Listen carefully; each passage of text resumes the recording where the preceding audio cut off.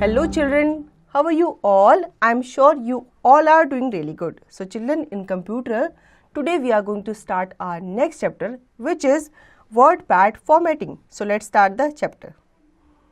Learning objectives: font face, font size, aligning tools, font color, font style. We can change the color, size, style, etc. of the text. This is called text formatting. We format the text to change its appearance or to make it look better. Different types of tools are available in WordPad to format text. तो बच्चों, WordPad में different types of tools होते हैं जो हम use करते हैं अपने डॉक्यूमेंट को अच्छा दिखाने के लिए, बेटर दिखाने के लिए. ठीक है, हम उसमें उसके साइज़ को चेंज करते हैं, कलर को चेंज करते हैं, उसके स्टाइल को चेंज करते हैं, और ये जो चेंजेस हम करते हैं उसे हम फॉर्मेटिंग कहते हैं. Do you know a font face means the typeface or the outlook of a text? बच्चों, क्या आपको पता है फॉन्ट फेस का मतलब होता है जो हम उसका लेटर टाइप करते हैं, उसके फॉन्ट फेस को, उसके आउटलुक को जो हम चेंज करते हैं उसे हम फॉन्ट फेस कहते हैं. Font face steps to change the font face are: 1. Click on the arrow on the font family list box located in the font group. A list of fonts name appears. Example: Times New Roman, Arial, Bodoni, MT, Impact, Windings, etc. 2. Select the required font by clicking on it. Now start typing the text. It will appear in the selected font. ठीक है, अगर आपको अपने text का font change करना है तो आपको सबसे पहले यहाँ पे आपको एरो दिख रहा होगा फॉन्ट फैमिली लिस्ट बॉक्स में. ठीक है, एरो पे आपको क्लिक करोगे तो आप नीचे आपके सामने लिस्ट खुल जाएगी. ठीक है, इस तरह से आपके सामने बहुत सारे फॉन्ट स्टाइल नज़र आएंगे. अब आपको जिस फॉन्ट स्टाइल में अपने टेक्स्ट को दिखाना है आप उसको क्या कर सकते हैं, सिंपली क्लिक कर सकते हैं. जब आप उस पर क्लिक करोगे तो आप देखोगे आपका जो टेक्स्ट है उसी फॉन्ट में वो टाइप होना स्टार्ट हो जाएगा. ठीक है. Do you know, scroll the list using the mouse scroll wheel or the scroll bar to view all the fonts. ठीक है, अपने माउस की हेल्प से आप सारे के सारे फॉन्ट्स को स्क्रॉल डाउन करके देख सकते हैं और फिर आप उसमें से चूज कर सकते हैं. Activity: type the following sentences using different fonts in WordPad. A computer is a wonderful machine. We can play games on a computer. We can watch movies on a computer. We can listen to music on a computer. ठीक है बच्चों, ये आपके लिए activity दी है. आपको following sentence को different font में लिखना है WordPad पे. Now font color. You must have used a pencil to write in a notebook. It writes the text in black color and you can't change its color. While typing in WordPad by default, it is also typed in black color, but here you can change its color.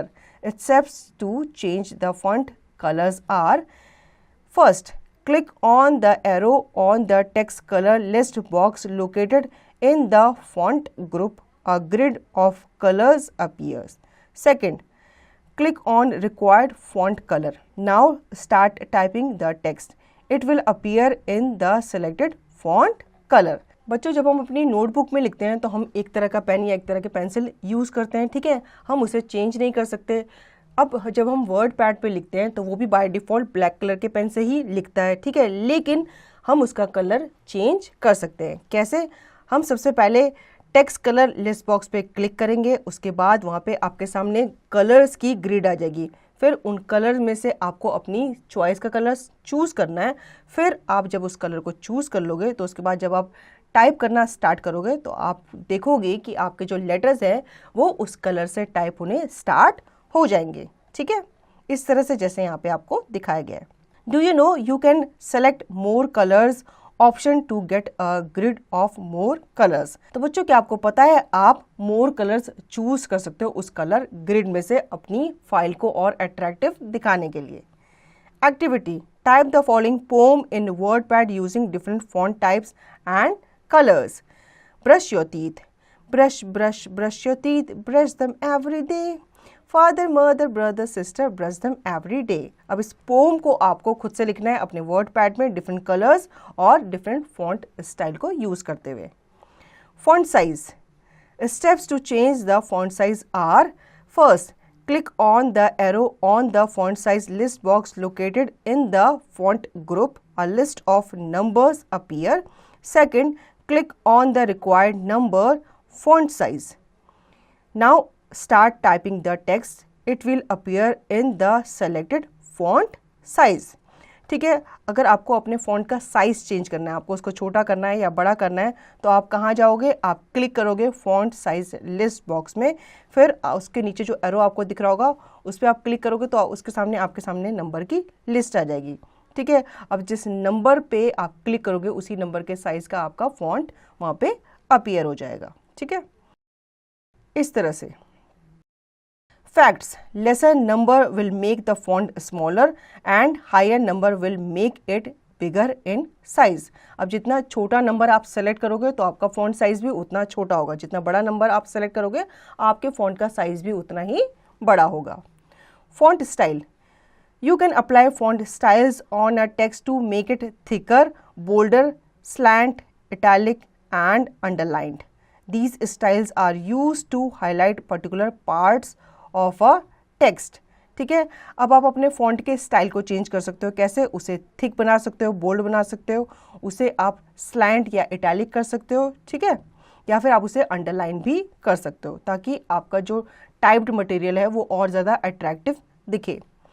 A steps to make a text bold are: click on the bold button the font group. Second, now start typing the text. It will appear in the bolder form. You can click bold button again to remove this style. सबसे पहले आपको अगर अपने text को bold दिखाना है तो आपको बोल्ड बटन जो आपके फॉन्ट ग्रुप में नज़र आ रहा होगा इस तरह से आप उस पर क्लिक करोगे तो आप जो लिखा होगा आपने या आप जो लिखना चाहते होगे आगे वो बोल्ड लेटर्स में टाइप होगा। ठीक है, फिर आप नहीं चाहते तो आप दोबारा से इस बोल्ड बटन पे क्लिक करोगे तो आपका जो टेक्स्ट का साइज है वो नॉर्मल हो जाएगा। B steps to make a text slant italic are: click on the italic button in the home view font group. Now start typing. The text will appear in the italic form. You can click italic button again to remove this style. अब अपने text को italic form में आप दिखाना चाहते हो तो आप सिंपली क्या करोगे, इटैलिक बटन पे क्लिक करोगे. ठीक है, जहाँ पे आपने बोल्ड पे क्लिक किया था उसी के साथ आप देखोगे एक इटैलिक स्लैंटिंग सा आई बना होगा, वो आपका इटैलिक बटन कहलाता है. उस पर आप क्लिक करोगे तो आप देखोगे आपके जो लेटर्स हैं वो इटैलिक में टाइप होंगे. अगर आप नहीं चाहते इटैलिक में टाइप करना तो आप दोबारा से इस पर क्लिक करोगे तो वो रिमूव हो जाएगा. ठीक है. Now steps to make a text underlined are: click on the underline button in the font group. Now start typing. The text will appear in underlined form. You can click underline button again to remove this style. अब आप अपने text को underline करना चाहते हो तो आपको क्या करना होगा, उसके लिए आपको अंडरलाइन बटन पे क्लिक करना होगा. वो आपके इटैलिक के साथ में आपको विजिबल हो रहा होगा. आप उस पर क्लिक करोगे तो आप देखोगे जब आप टाइप करोगे तो आपके जो लेटर्स हैं, जो वर्ड्स हैं, उनके साथ साथ एक लाइन उसके नीचे बनती हुई नजर आएगी. ठीक है, मतलब वो साथ के साथ अंडरलाइन होते रहेंगे. अब आप नहीं चाहते उनको अंडरलाइन करना तो सिंपली आप इस बटन पे दोबारा से क्लिक करेंगे तो वो रिमूव हो जाएगा. Do you know, notice the color of these buttons after clicking. They change into an orange color. जब आप इन बटन पे क्लिक करते हो तो ये क्या हो जाते हैं, ऑरेंज कलर के हो जाते हैं. Do you know the shortcut keys to bold, italic and underline the text are Ctrl plus B, Ctrl plus I and Ctrl plus U. ठीक है, अगर आप उन पे क्लिक नहीं कर सकते हो आप सिंपली शॉर्टकट कीज भी अप्लाई कर सकते हो अपने कीबोर्ड पे ये टाइप करके. ठीक है. Aligning tools. These push text to one margin or the other. Align left and align right. Center each line, center align और make both side straight. ठीक है, अलाइन टूल जो होते हैं वो आपके टेक्स्ट को लेफ्ट राइट सेंटर में प्रेजेंट करते हैं, उन्हें विजिबल करते हैं. ठीक है. Align text left aligns all selected text to the left margin. Center aligns text and equal distance from the left and right margin. Aligned text right aligns all selected text to the right margin. Justify. Aligns text equally on both sides and lines up equally to the right and left margins used by many newspapers and magazines. ठीक है, align left text में आप क्या करते हो, इसको जब आप किसी टेक्स्ट को सेलेक्ट करते हो फिर आप इस पर क्लिक करते हो तो आपका जो टेक्स्ट है वो लेफ्ट की तरफ शिफ्ट हो जाता है. ठीक है, ऐसे ही सेंटर में जब आप इसको सेलेक्ट करके उसे क्लिक करते हो तो आपका जो टेक्स्ट टाइप किया हुआ जो मटेरियल होता है वो सेंटर में आ जाता है. ऐसे ही राइट पे जब आप क्लिक करते हो तो आपका जितना भी टाइप्ड मटेरियल है वो राइट की तरफ शिफ्ट हो जाता है. जब आप जस्टिफाई पे क्लिक करते हो तो आपका जो अलाइन टेक्स्ट है वो बोथ साइड के लाइन इक्वल करके बीच में सेंटर में सारा आ जाता है. ठीक है, saving a file. To save, go to the top left hand corner of the WordPad screen and click the arrow in the blue box. The file drop down list appears. Now click save. The document library now appears. This is where your saved document will be kept. In the box file name, type a name for your document. Now click save to keep this document in the documents library. बच्चों, आपने अपनी document में काम किया, अब आपको उसको save करना है. तो कैसे सेव करोगे, आप टॉप लेफ्ट हैंड कॉर्नर पे जाओगे अपने वर्ड पैड स्क्रीन पे. ठीक है, फिर वहाँ पे आप क्लिक करोगे एरो पे जो ब्लू बॉक्स में आपको नजर आएगा. फिर आपके सामने एक file drop down list appear हो जाएगी जिसमें आपको सेव पे क्लिक करना है. ठीक है, फिर आपके सामने डॉक्यूमेंट लाइब्रेरी आ जाएगी. उसमें आपको आपकी डॉक्यूमेंट जो आपने पहले सेव की थी वो आपको नज़र आ जाएगी और साथ में आपको वो एरिया भी नज़र आ जाएगा जिसमें आपकी फ़ाइल सेव होगी. ठीक है, फिर वो आपसे फ़ाइल नेम पूछेगा कि आपको किस फाइल नेम से उसको सेव करना है. फिर आप यहाँ पे अपनी फ़ाइल का नाम लिखोगे और फिर आप सेव पे क्लिक करोगे. तो इस तरह से आपकी जो फाइल है वो सेव हो जाएगी. Do you know, to save changes to a document press Ctrl+S.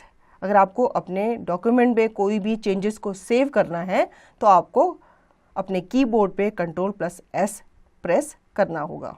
Now points to remember. Formatting is the way to make the text attractive in appearance. Text formatting can be done by changing its font face, color, size and style. A font face means the typeface or the outlook of a text. These styles are used to highlight particular parts of a text. So children, I hope you understood the chapter. Now you can revise the chapter and practice the exercise by yourself.